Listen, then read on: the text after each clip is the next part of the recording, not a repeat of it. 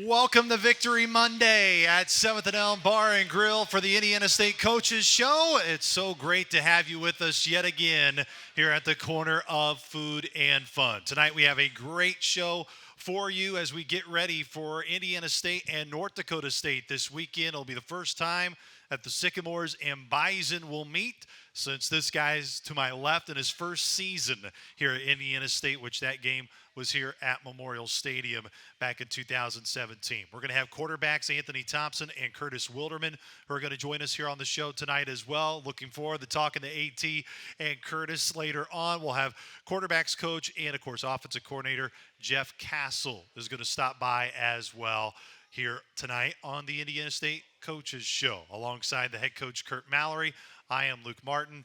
Coach, congratulations on the win. It's always great when we can chat on a Monday night after a win, especially really in the fashion that your team had on Saturday. Yeah, they did. Great week of preparation, and it showed on Saturday. The offense really played well. Really excited about how we started. The offense goes right down the field, scores a touchdown. And I don't know if you could have put together a better drive, but sure was good to see to start it off. When you think of how the game started, it really felt like the momentum was on your guys' side from the get-go. And ultimately there towards the end of the first half, Youngstown State was able to get back into the game.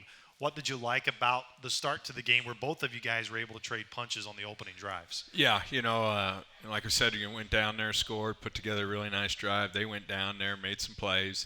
Then we went down and, we're up 14-7 and put together another drive, got down in the red zone and, we got to put it in and go ahead.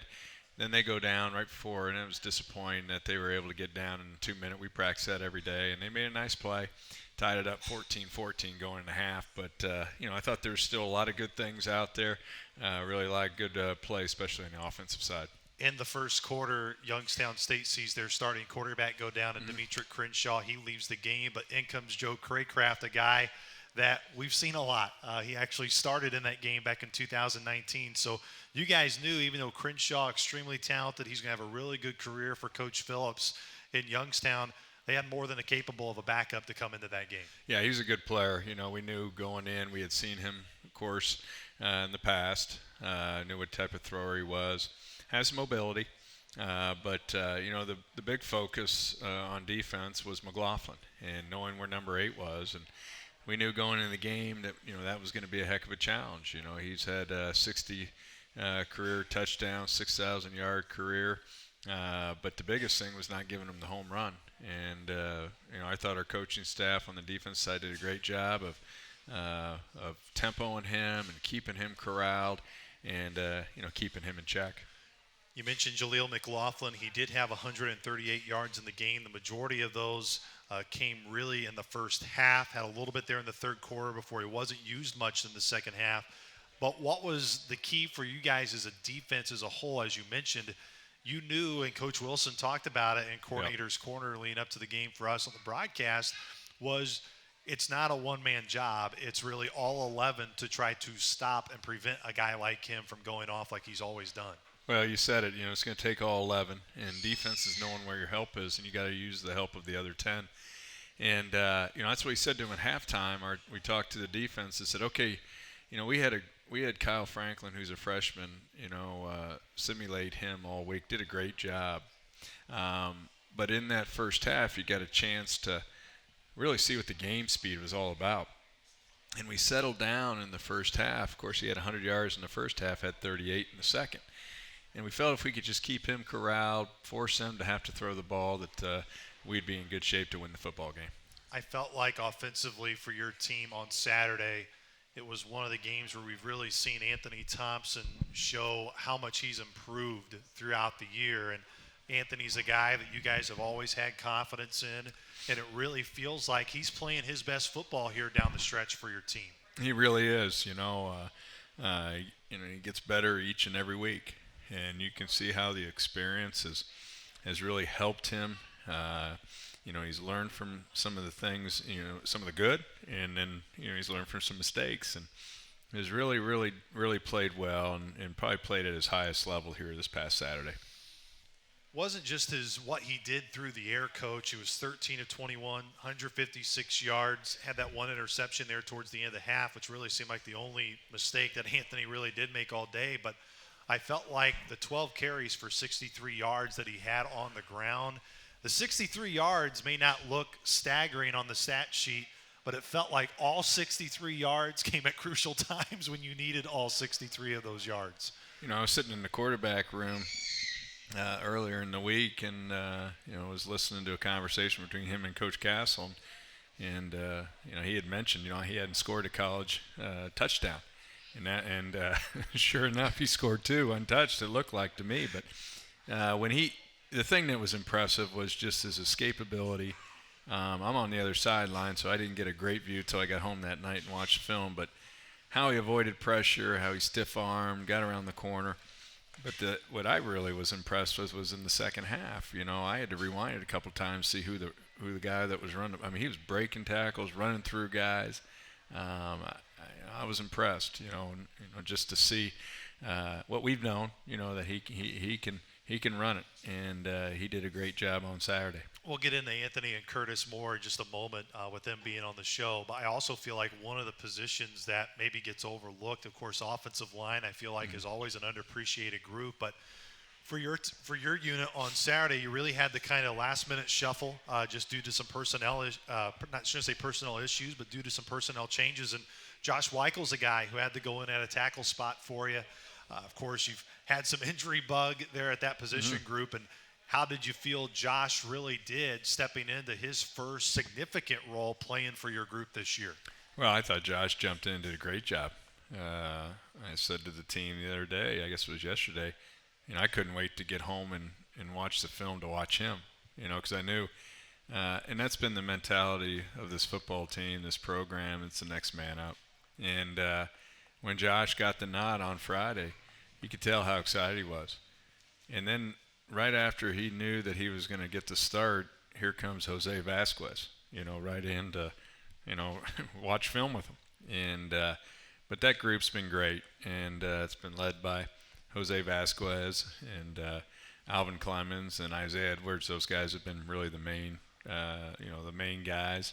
And we've had to rotate some other guys, but those three have really done a wonderful job. You mentioned Jose. Once again, head coach Kurt Mallory is here at the corner of Food and Fun. It's the Indiana State Coaches Show from 7th and Elm Bar and Grill. Be sure to come on out. We'll be here till 7 o'clock here tonight.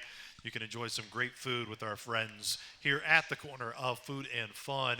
Jose's a guy who has had to battle through just a lot of injuries just to be out there and play. And I know a lot of that sometimes doesn't always get broadcasted.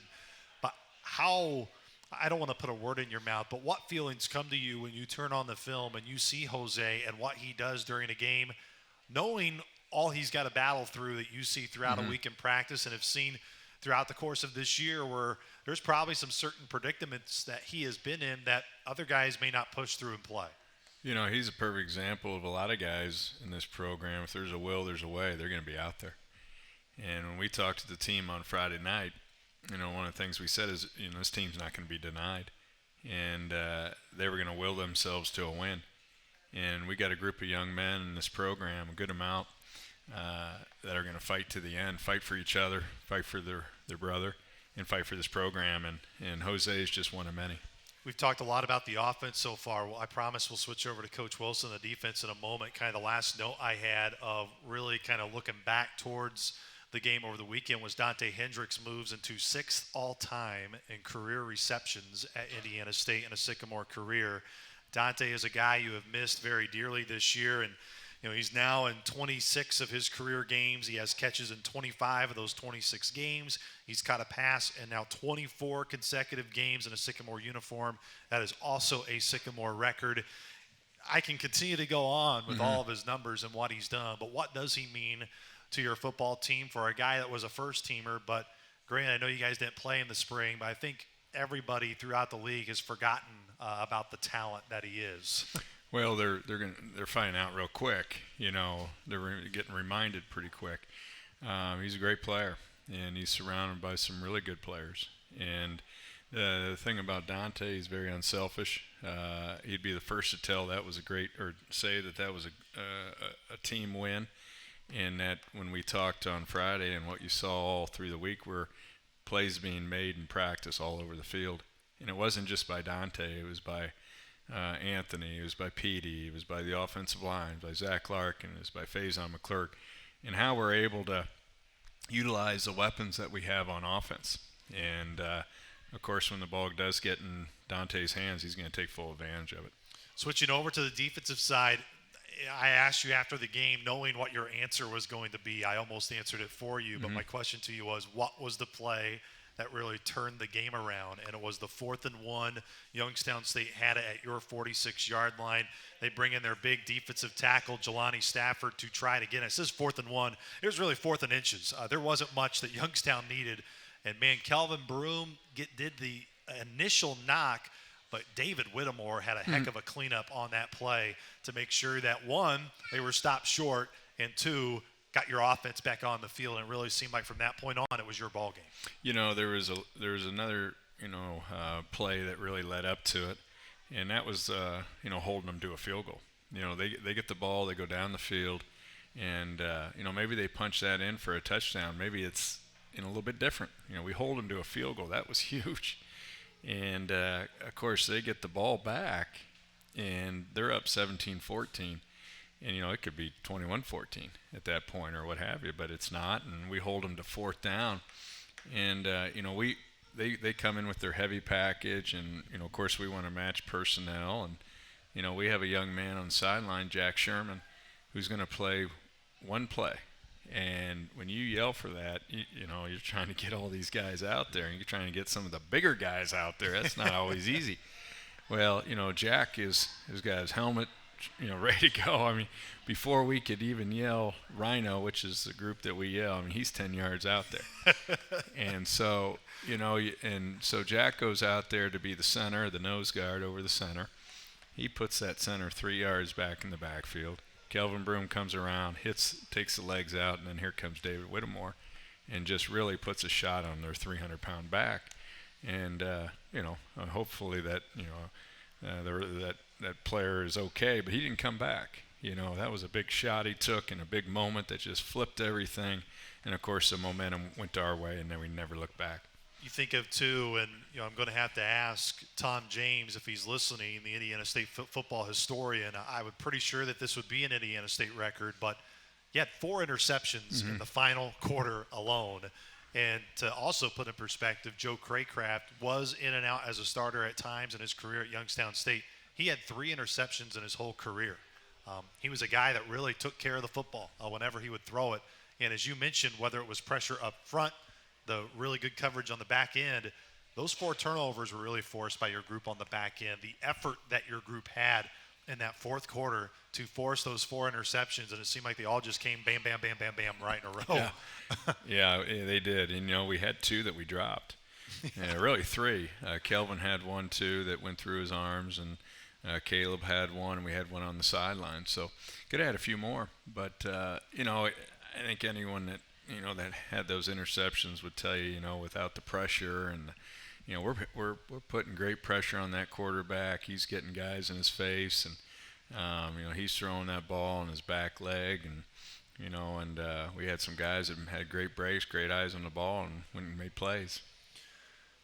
Well, how great was it to see a guy like JJ who has been kind of in the center of those whirlwinds, I'll phrase it that way, where the Missouri State game in a minute 40, it goes from a 3-0 game to a 24-0 game. He, of course, had the first fumble on that special teams return.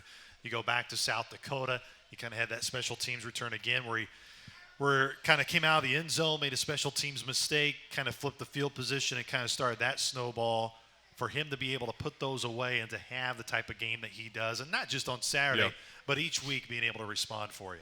Well, I don't think anyone that knows JJ have any doubt that he would bounce back, and and he did, and no one felt worse than JJ, and putting the ball on the ground.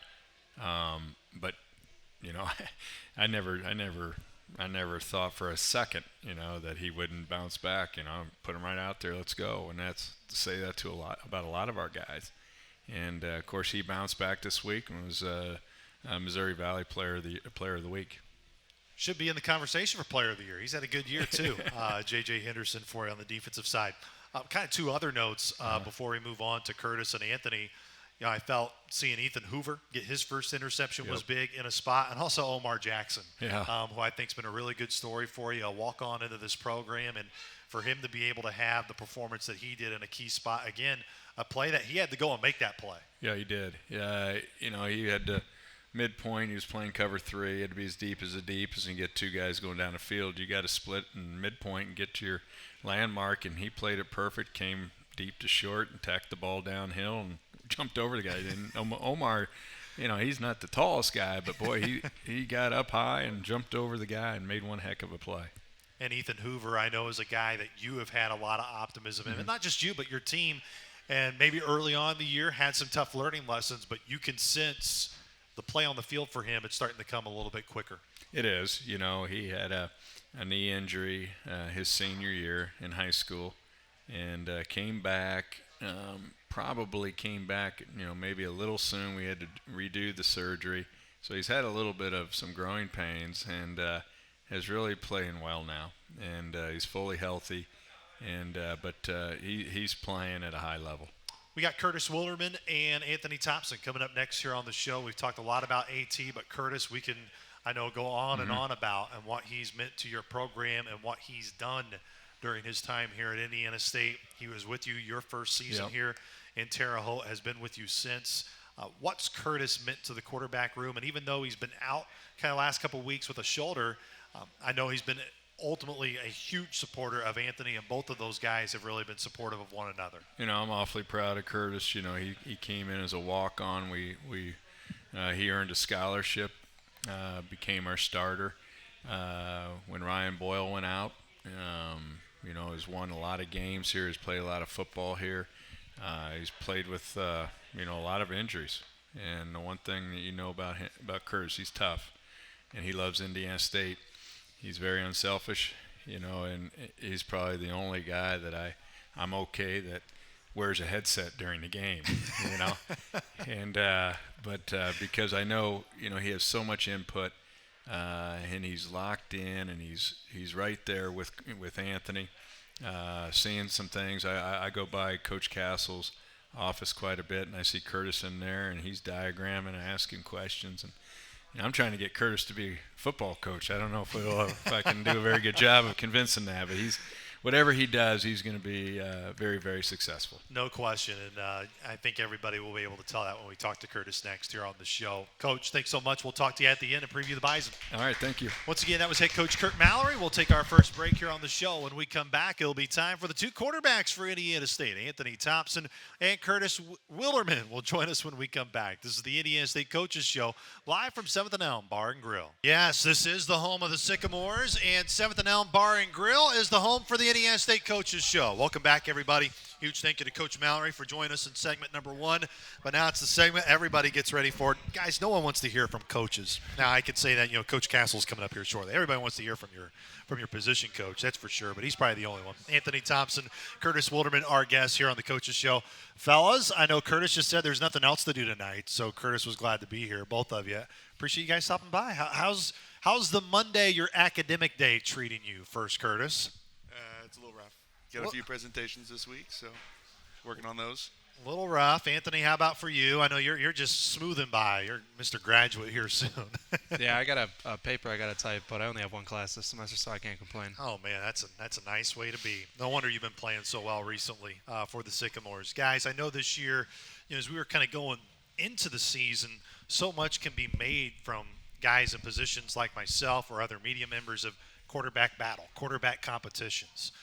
First for you, Anthony, because I know I asked it to you during fall camp, what was the competition like between each other, and really how maybe sometimes quarterback competitions get painted as and what it actually is like with both of you going for that spot?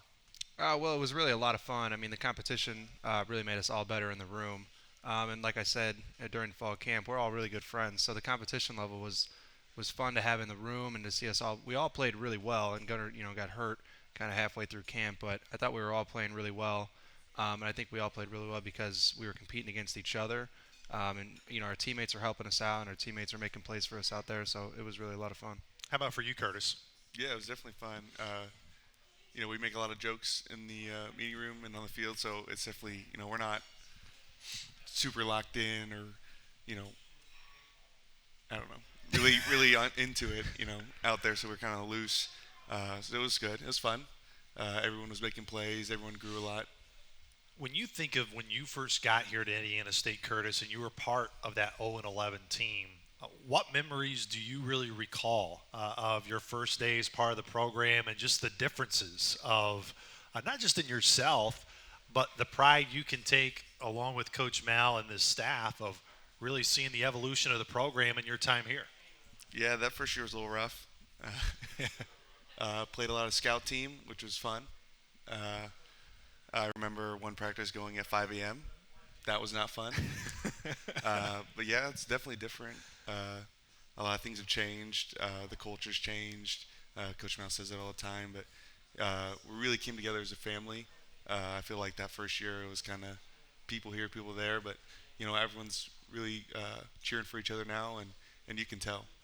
Anthony, you're somebody that transferred into the program, but you've been with the program since over a year ago. You would have been playing in the fall last year in 2020 if there was no pandemic and COVID and all that stuff. But from your perspective, what was it through the recruiting process that you really liked about Indiana State, and really talking with guys like Curtis and everyone who's been here through it all, how that kind of made you want to be more a part of the program? Yeah, well, on my visit and throughout my recruiting process, talking to Coach Mallory, he kind of just explained to me, people make a place, and the people here definitely make this place. So that was something when I came on my visit, met all the coaches, met a lot of the players, something that I had in mind. And really by the end of my visit, it was a place that kind of felt like home. I felt all the coaches were super genuine. All the players are really good guys. So that was really what I looked for in my process for being recruited. I think sometimes we talk so much about your guys' athletic ability, as you should, because both of you are very athletic and both of you have really good skill that we've seen on the football field this year. But you guys also are smart dudes, too, when you come to the classroom. Kind of for each of you, kind of describe what you guys want to do when you leave Indiana State and kind of your careers outside of football when you leave here, Curtis. I'm a little up in the air right now. I'll finish with my master's in the spring in biology. From there, I don't really know. Might try to go PA. Might go back and get a nursing, go to the NP route. Might just get my doctorate. I don't know. A lot of things to think about.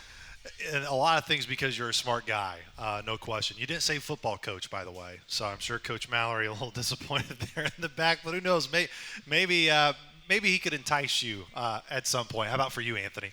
After I graduate in December with my master's, I'll be going to law school in the fall. So I'm looking to go into corporate law. Wow. Really, really amazing. And I know both of you guys will do extremely well in whatever you guys decide to do when you leave here. Anthony, I asked you this after the game on Saturday, and it's just easy to see when you play the more confidence you've had as this year's gone along. What do you really credit that to, just outside of just getting reps? Really, I think it's Coach Castle. I mean, like Curtis said, our meetings and the way that Coach Castle runs them and stuff, we can go out there and kind of be loose. We don't really worry about making mistakes or having to be super tight. We can go out there and just play and have fun. Really how he prepares us throughout the week, whether it's in practice, simulating certain things that we might see in a game, and really just the game plan that he comes up with. It's simple to a point where by the time we get to game day, we have it mastered and we're going to go out there and execute it really well. Curtis, for you to kind of build off of what Anthony just described, Coach Castle being your guys' position coach and how much he demands of you guys each and every day, what's been the best part of that? And when you've been able to get out to the field, where do you feel he's helped Curtis Wilderman improve to where when you do go out on the field, it's the best version that Curtis Wilderman has been when you've been out there? I think it gets us in a good play, good for us. And what our skill sets are. We do a lot of different things, and he does a great job scheming that, and it makes it simple for us where we can just go play and we don't really have to think about anything. The one thing I really like about Coach Castle, and we'll get into it now, he may be a softie right now with his daughters around and with his family around, but the one thing I really like about it is his intensity with you guys, and it's the good type of intensity. Anthony, how would you describe his intensity? And one of the biggest areas that Coach Mallory has really hinted at, and what he wanted to demand more of the offense for you guys as a whole, was to be aggressive. How does Coach Castle's aggressiveness really spread out to all of you guys? Not just you, but the rest of your teammates too. Well, I think it's just the consistency of it. I mean, every single day you go out there, you know the exact coach you're going to get. And like you said, it's a good type of intensity where it's encouraging guys. It's not, beating guys up or anything like that. So every day when he comes out, he's the same coach, and you know what you're going to get out of him. And he brings it out of other players. He pumps guys up before practice. He's getting everybody going. He has a really good eye for seeing, kind of when we might go into a lull in practice or things might be slowing up. He'll bring us up and get us all together and, let us know, like, hey, like, practice isn't over yet. We got to finish this out. And then, usually from there on, we'll finish out with a good practice and we'll pick up from where we were going. So I know so much has been made about getting certain guys back, and I know it's always a next man up philosophy. But Anthony, how great has it been to have number 8 to throw to in recent weeks, the last 2 weeks, and what he means, not just in terms of the receptions that he gets, but also the leadership value that he adds along with you. It's been great. I mean, he's a different type of player. I mean, he really goes out there and he's a difference maker. Just the knowledge that he has within our offense also helps a lot. It's kind of, I haven't been able to play a lot with him, but just because of how knowledgeable he is and the experience that he has, I have a good feel of where he's going to be and what he's trying to do, and he understands what I'm thinking as well. And then as far as leadership, I think him being out kind of helped his leadership a little bit too, because that was kind of all he was able to do. He wasn't able to really be out there physically with us. So through the time that he was out, his leadership really stepped up, and he was leading guys week in and week out, whether it was in practice or on game day. Coach Mao kind of described it earlier of you really wanting to score a rushing touchdown for the first time in your college career. So when that opportunity came on Saturday, what was that moment like for you when you saw the hole and you saw the opportunity and the emotion that came to you? It was more like when I got the signal. When we were on the 6-yard line and I saw the play come in, I was like, there's no way I'm not scoring. So when I got through there and I just saw how wide open it was, I was like, oh, that was kind of nice. It's pretty easy. Curtis, one of the moments we actually haven't had a moment to talk to you about was, of course, the win over Eastern Kentucky earlier this year. And I know all the focus is on North Dakota State this weekend. But to be in that spot where you come into that game in the second half, you have kind of the botched kickoff there at midfield, and then okay, I only have this amount of time to get us a touchdown to win the game. What was just that whole experience like from the drive to the game-winning play? And then the aftermath of just waiting on the field for, I hope he got in. Once we got that field position, you kind of had a feeling that we were going to get it done. Everyone was locked in. No one batted an eye when we had to go. We had to get some chunk plays to get it down there. And then that last play came, a little chaotic. A couple changes there when we're running out, but we got to the play we wanted, and Faison made a good catch. We knew he was in. We were just waiting on them to say it. Yeah, just wait. And I guess I was just a little nervous, just waiting around for everybody, even though we knew up top as well that he was in the end zone. Guys, kind of as we put a cap on this conversation, the guy you brought up there, Curtis, and I'll have you kind of expand on it. How big has Faison been? I think at times we can talk about Dante Hendricks, and deservingly so. Guys who have been here in the program, Zach Larkin's been huge, I know, here down the stretch for you guys. But Faison's been someone, I don't want to say quietly, but as somebody that week in, week out, you guys can count on at any time. Yeah, definitely consistent. Puts in a lot of work, on the field, off the field, watches a lot of film, always texting us late because he's always watching. And, you saw it in the summer. He was always asking to throw, always wanting to do something. So, he's getting everything he deserves. How infectious is a work ethic like that, Anthony? Because I see after practices all the time, it's normally you and Faison walking off the field talking to each other, and then there's Faison over on the jugs for a long time after practice. I think it's extremely infectious, especially for the guys in his room. Throughout the summer, he was the reason kind of a lot of guys would come out and throw with us on just extra time. And then after practice, when he wants to stay and throw, other guys will kind of just turn around and see that he's still out there. And they end up staying out there and catching more balls as well. So having a work ethic like he does is awesome. I mean, I went to high school with Faison, so I've played with him in the past. So he's always been like that. He's always been a guy that's looking to put in the extra work. So he's been awesome to have. Guys, as you look forward to this weekend, there's really no explanation needed. Everybody knows when you say North Dakota State, what they've done, the national championships they've won, how good they have been really over the last decade. regardless of who the head coach has been, regardless who the quarterback has been, regardless the pieces, they just rotate them in and out. For each of you, just the excitement level to know you guys got a ton to play for. You're 4-4. You got this game upcoming, and you know that it's going to be a great opponent and a great opportunity for you guys to really showcase how much you've improved throughout the year. Yeah, I really think that's what it is. It's just a great opportunity for us, and I don't think we need to change anything we're doing. We just need to go out there and execute like we do all week long in practice, and if we do that, then we'll be successful. Curtis, you've been here a long time. You've been just about everywhere, just like me. Never been to the Fargo Dome. What are you most excited about just to not just go to a venue that everybody knows about to go? And like Anthony said, it's a great opportunity for you guys this weekend. Yeah, I mean, I'm just ready to play them. The last time we played wasn't the greatest, but they run what they run, and they know that. They're just saying, come beat us, because they think their scheme and everything. So we're just getting ready for them. Trying to piece our offense together to attack them. No question. The last time, as Curtis mentioned, back in 2017, a lot has changed since that point in time. And these two guys are going to be a major reason why Indiana State has a chance, and more than a chance, to win this game this weekend in Fargo against the North Dakota State Bison. Anthony, Curtis, always appreciate you guys throughout the year hopping on. Let me just throw all these questions at you and spend time with us. Thanks so much, guys. Really appreciate it. Thanks for having me. Appreciate it. Once again, that was Anthony Thompson and Curtis Wilderman here on the Indiana State Coaches Show. We'll take a break. When we come back, it'll be time for offensive coordinator and quarterbacks coach Jeff Castle to hop on the program. This is the Indiana State Coaches Show, live from 7th and Elm Bar and Grill on 105.5 The Legend.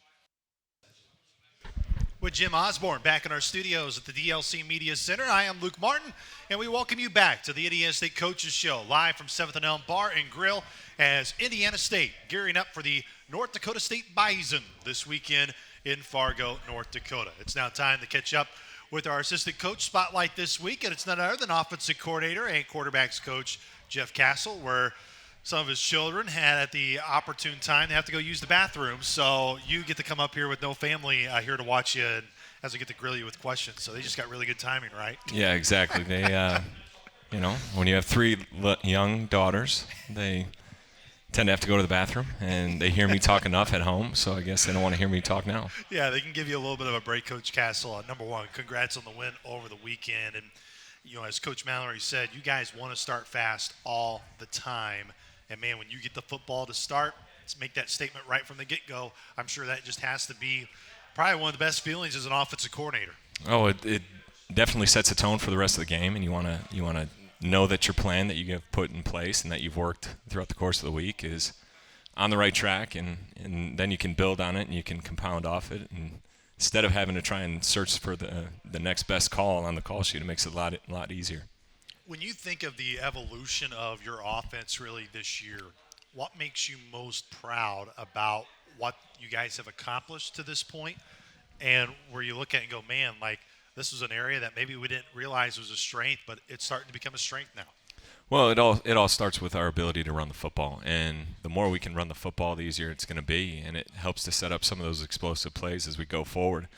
And part of our emphasis as we moved, as we transitioned throughout the course of the year, was just energy and effort and strain, and really you're starting to see opportunities for guys to go the extra mile and go the extra effort for their teammate, not only in terms of their assignment, but also in terms of when the ball carrier gets tackled, picking them up, and doing those little things for each other, and really showing how much we're going to play together as a unit. And we talk about 1-11-1, one individual, 11 collectively, so we can be one great unit. And it's starting to show, and we're starting to see more and more examples to choose from as we review the game on Sunday. Look, it always takes a team effort, and what I mean by that is not just the guys on the field, but you guys collectively as a coaching staff, and I mean that even when I ask this question. But one of the points that Coach Miles, I know, brought up on our broadcast throughout the year was there's nobody that understands their quarterback more than the guy who coaches them each and every day. And when you are with your guys each and every day as a play caller, and as you go through a game as an OC, when you kind of know your guys, that are going to the game, how much does that really help you in terms of, all right, here's what I know I have available. Maybe you don't always have to just stick to the script, because in your gut, working with those guys each and every day, what their biggest strengths are. Well, there's no doubt, and everybody's different, and they're all different, and they've got certain things that they like, certain things that they do well, and having that one-on-one time and that group time together where you can simply ask them questions and get their feelings on things, it definitely makes it a lot easier to try and find the right answer as you go through it, and it definitely helps, and obviously those guys have responded pretty well. Yeah, I'm going to say this very sarcastically so Anthony doesn't get mad at me, but if he did not score on that touchdown run the first play, you were never going to call that play again the rest of the year, right? Never at all. No, we put a couple of runs in. He had been begging throughout the course of the year, like, hey, I can run the football. Yeah, okay, sure you can. We've seen you in practice, and it didn't show up in practice. So, but no, I'm just kidding. And it was good. It was really good, and obviously we went back to it a couple different times, and it definitely helped, and it provided a spark for the offense. And it, like Coach Mallory, I brought up with them, it just seemed like those 63 yards that he had all came at just massive times when you needed them. Yeah, and, I'd like to think I can call the perfect call every time, but sometimes I need a little help too, and it's no different than the quarterback. At times he needs a wide out or the tight end or the running back in order to help him in order to make that play. But we talk about it in the meeting. There's times, and that's the hardest thing for a quarterback to learn is, okay, when is it an opportune time to extend the play and possibly throw the ball down the field, or when is it an opportune time to carry the ball and run on particular pass plays? And he did a good job on a couple of third downs and helped get conversions on those third downs to maintain the drive and keep us moving forward. Deservingly so. Jaleel Mclaughlin deserves a lot of eyeballs and a lot of credit for what he's done during his time at Youngstown State and, of course, at Notre Dame College before he transferred in. But I feel like in that game we spotlighted Youngstown State's running game so much, I felt like we really didn't talk about Petey's day enough. 151 yards, 25 carries, had a 53-yard touchdown score, which was huge in the game, 2 touchdowns along with Anthony on the ground. I don't know if we really give Petey sometimes the spotlight as much as he should. What's Petey done really this year to improve his game, and also maybe when things were struggling a little bit early on in terms of the running game, how he's made sure that hasn't affected him as the years gone along? I think he's been consistent in terms of his preparation, and he's come to work every single day, and he's been ready when his number's called. And we talk, as a senior leading up to it, everything that you've done is going to prepare you. You're either going to play your best or your worst, and I think thankfully he's starting to play his best. Another area up front, the offensive line is an area that I know you guys as a staff, I know they themselves have really challenged themselves. Was it really a better game for them than really what they had over this past weekend? Well, I think in terms of the point attack blocking, they did a great job. And we talk about, the offensive line and the tight ends help set up the singles and the doubles, whereas when you get into the wide receivers, they're the guys who set up the home runs. And the first play of the game is kind of indicative of, the plan that Coach Switzer helped put together in terms of the run game calls, and then the job he did to prepare those guys. I mean, the very first play, Petey doesn't have first contact until he's 16 yards down the field. And, I joked with Petey. I said, a lot of people can run that if we can get you down the field 16 yards. But, no, I mean, they did a great job in terms of the point of attack. And then when Petey needed to make somebody miss, he did, just like you saw on his touchdown run of the 50 yards. There's a guy that had him dead rights in the middle of the formation. He made a miss, and then all of a sudden it's a home run because everybody else has bodies on bodies. And it was really, really good to see. Guys are continuing to buy into the strain. They're continuing to buy in terms of what it means to play physically throughout the duration of the play, and it's starting to show. We talked with Coach Mallory earlier and told him, Dante Hendricks moves into 6th all-time in terms of career receptions at Indiana State. Had 113 entering Saturday's game, and with the 3 receptions moves the 116, which puts him 6th all-time. Again, those numbers are numbers.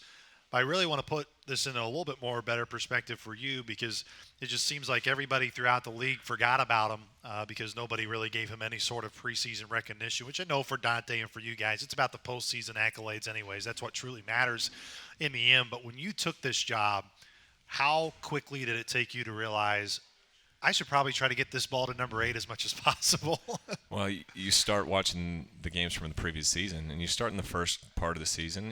He's making some plays, and then toward the end of the season, they really started to feature him and started to feed him the ball. And almost every single throw that he's being targeted with, he comes down with. And then you go throughout the course of spring, and you start moving them around and seeing, okay, exactly how much can you do, and what are you good at, and you kind of keep putting things on a proverbial plate. You keep loading up his plate and seeing, okay, can you handle it? And the best thing about Dante is, he's able to generate separation in tight spaces, whether it's down the field, he's able to maneuver his body in order to make a play on a deep ball, or whether it's tight man coverage, he's able to get open. And I attribute a lot of that to his background as a high school basketball player and the ability to get open on the court. And, as we've continued to work through it, obviously the more you get the ball to the really, really good players, the better and the smarter you look. And so that's our goal right now, is to continue to get the ball to our really, really good players and our future guys. So that's why you see we're starting to get the ball to him. Obviously, we're starting to get the ball to Zach, continue to get the ball to Petey, and then phase on, and it goes on and on and on and on and on. One of the areas I think that has been, I don't know necessarily issues the right way for me to phrase it, but I'll use that word in this situation, has been third down offense. I think it's been an area that has been a little bit of a struggle. But on Saturday, definitely by far the best performance you guys have had on the year, going, I think, 5 for 12 on third down conversions. You look at the previous 2 weeks, you went 3 for 21 on third down. I know some of that is getting into more third down and manageable, or having an opening drive where you don't even have a third down conversion on that drive. But is there anything specifically that you feel like has reared its ugly head when you've gotten into those positions this year? Well, you talked about it, and it's got to be first and second down efficiency. The more first and second downs that we can convert, the better off we're going to be. Obviously, we don't have to get into third down. But the other thing, too, is getting into those third and short, getting into third and medium, getting into really, really situations where you can be 50-50 in terms of run and pass, and you aren't as predictable in terms of what you're trying to do. And you can be in an advantage position as opposed to fighting up against a little bit more difficult situation. And I think that has definitely helped. And we talked about too, getting a couple of key scrambles when guys aren't exactly open helps as well. This North Dakota State defense, it's the best defense in the country, even statistically speaking right now. They're only giving up about 9 points per game. They're only allowing 72 yards on the ground per game. Both of those lead the Missouri Valley Football Conference. That, of course, scoring defense total is the best in the country right now. Those are numbers, but when you see them on film, what is it about the Code Green defense, as they call themselves, that makes them so dynamic and really so stout? Well, it all starts up front, and that's really the strength of their team, is their front four. And in addition to that, the linebackers know exactly how to play off those guys, so it's been really, really good for them as a team. And then secondary-wise, they know exactly what they're doing. They've been doing the same exact scheme for a long time, and they know the issues with it, and they're really simple in terms of variety, but they're able to really get cued in to what you do well as an offense. And so all those things help, but in addition to that, they play really, really hard, and they play really, really physically, and those front four is really where it starts. What's the key to really affecting that front four? And you mentioned front four, but it's a front four that's going to rotate in, a lot of different guys. And I know that's why they have been so good, is it's not just those initial front four, it's really the slew of guys that they can throw out there. Well, the big thing, too, is we got to be able to put drives together, and we got to convert on third down. We got to have efficiency on first and second down. When you look at these guys, defensively, they only play about 11 or 12 possessions per game. And it's similar to when you play an Armed Forces Academy. They minimize your possessions on offense, so therefore they don't play as many plays on defense. Plus, they rotate a lot of guys. So all those things factor in, and we've got to be able to establish a run. We've got to be able to hit some explosive plays that'll get us chunks, and then conversions on third down. The opportunity ahead. I know you've been around the college football world at multiple different levels, and when you go into hostile environments, that's a lot of fun. It's even more fun when there is a heck of a lot to play for. What type of opportunity is ahead for not just you guys offensively, but for this football team? What opportunity do you guys really have ahead of you this week? Well, it's an opportunity, again, to go out and show exactly what we're capable of. And it's really a chance for us to play our best football. We still have not played our best football game on offense. And that's the challenge. And obviously it's against a great opponent. It's at a great venue. And it's really, really fun when you're able to go into a venue and play well and perform well. And especially when you've got everybody screaming at you. And those are really, really fun times, and those are the times that you'll reflect back on when you're done playing. you reflect back on those times that you went into those hostile environments. Not that I want to give anything away for you. I asked this question to Coach Wilson one point in time way back when. I'll ask it to you here on the way out. Have you named any play calls after your daughters? No, not yet. But, we have quite a few creative names and creative ways in order to try and get everybody on the same page, but not quite yet with the daughter names. Okay, well, maybe one of these days, one of the Castle daughters will be able to work its way into the offensive playbook. Coach Castle, it's been so great to get to know you this year as well as your family throughout the year. We really appreciate the time and looking forward to what's going to be a great opportunity ahead for you guys and what's going to be a fun game on Saturday. Awesome. Thank you very much, Luke. Once again, that was Jeff Castle. When we come back, we will wrap things up with head coach Kirk Mallory. This is the Indiana State Coaches Show, live from 7th and Elm Bar and Grill. Welcome back, everybody, to the Indiana State Coaches Show, live from 7th and Elm Bar and Grill. Big thank you to all of our guests tonight, even those coming into attendance, such as Aaron Young, join us, long snapper for Indiana State football. We had Anthony Thompson and Curtis Wilderman join us tonight, as well as just Jeff Castle, offensive coordinator and quarterbacks coach, as well as the man here to my left, head coach Kirk Mallory. Coach, we kind of touched up on it in your press conference earlier today. Really great opportunity for your group ahead this weekend to the Fargo Dome. It's a place that this program hasn't been to since 2016. It will be your first time heading to the Fargo Dome as the head coach. But like we said, you can talk about the atmosphere and all that. It will be great. But the bottom line, why this game means a lot, is because of what your group has done to this point to make this game mean a lot on Saturday. Absolutely. And we talked about it, and how they responded last week. And we got a heck of a challenge this week. I know the team's ready to get started and get back to work tomorrow. What stands out just about the program in North Dakota State? You've worked with a guy who really he was really the mastermind behind getting that program going, and Craig Bohl. What did you really take away from Coach Bohl in your time when you were together at Wyoming? And I'm sure probably discussed a lot about how it got going at North Dakota State for him. Consistency. They had a plan. They were consistent in what they did. Coach was the head football coach at North Dakota State for 11 years. In his 7th season, they went 3-8. And up until that, they were, 2-loss, 3-loss, and in that 7th year, they had a 3-8 season. Well, that next year, they didn't change anything. They stuck to the plan. They were consistent in what they do. And next year in the 8th season, they go 14-1. And then ever since, they've remained there. And Coach Bohl did a great job of building that program to what it is.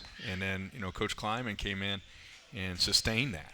And Coach Entz has done the same thing. So, to build something and to sustain it is really remarkable. And got a tremendous amount of respect for what they've done, what they're doing, but they're consistent. It always starts up front.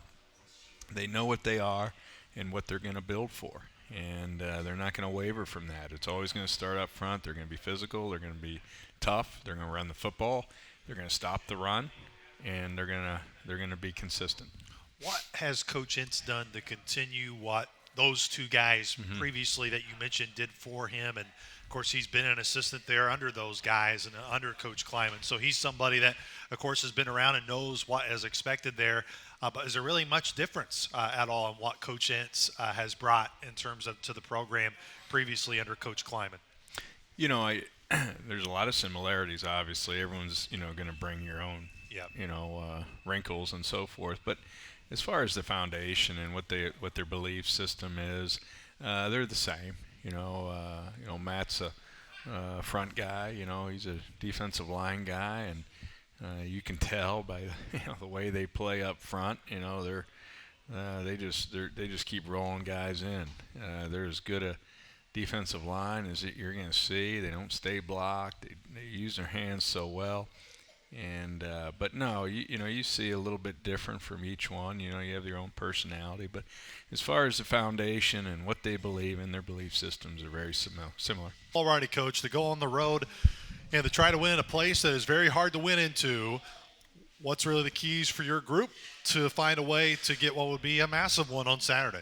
Well, I think just keep improving on offense. I thought we've made some great strides here the last few weeks. Got to capitalize. Especially inside the red zone.